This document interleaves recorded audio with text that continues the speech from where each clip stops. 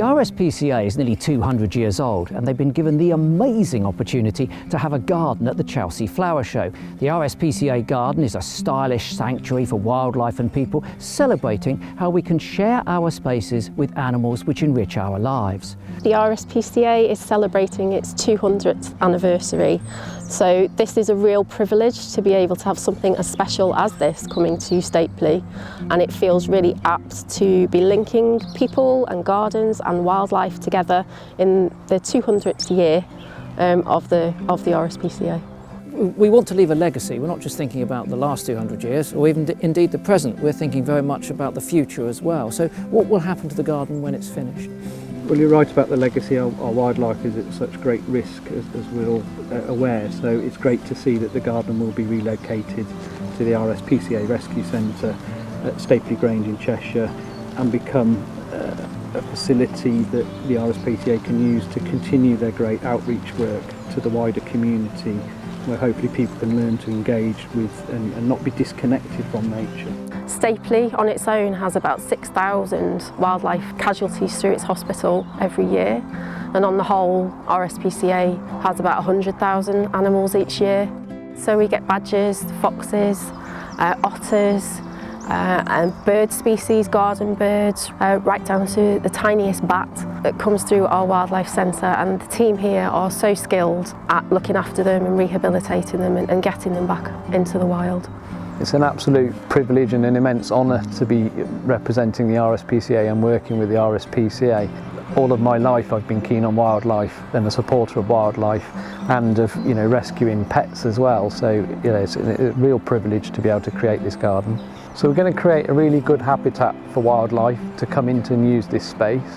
So we have 5 trees coming in. We have a native hornbeam hedge, which is a great nesting habitat, and birds need cover as well to be away from things like predators. Here at Stapley they rescue seals, and we've just visited some this morning, and otters as well. So to reflect that journey of those rescued animals, we have a rill that snakes its way through the garden, and the rill is made of recycled plastics, post-consumer plastics, and part of that is carrying this message of the litter and debris we see on beaches and in our countryside, which is really having a devastating effect on our wildlife. So hopefully it's a unique part of the garden that hopefully will bring that message to the fore.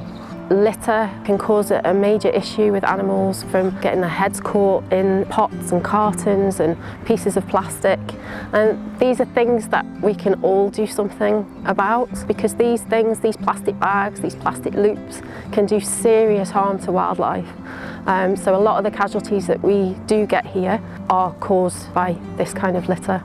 So we have bee hotels on the garden, so these are for solitary bees, so things like leafcutter bees, and we also have hedgehog nesting boxes as well, so there'll be 3 of those in the garden, so hopefully we can encourage local hedgehogs to come and nest on the garden.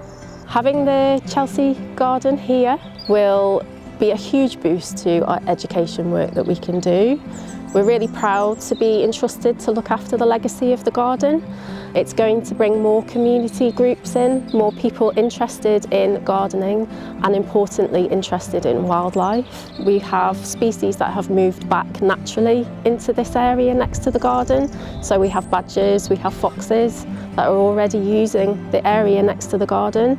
And to have this garden here to show people how they can bring wildlife into their garden and still have an enjoyable garden space. It really grows this idea of connection with nature and how we can all thrive in our own gardens, but also have nature thriving in our spaces as well.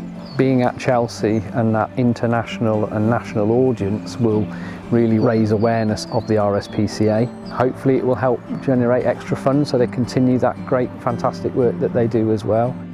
We can all help wildlife, which we know is in serious decline.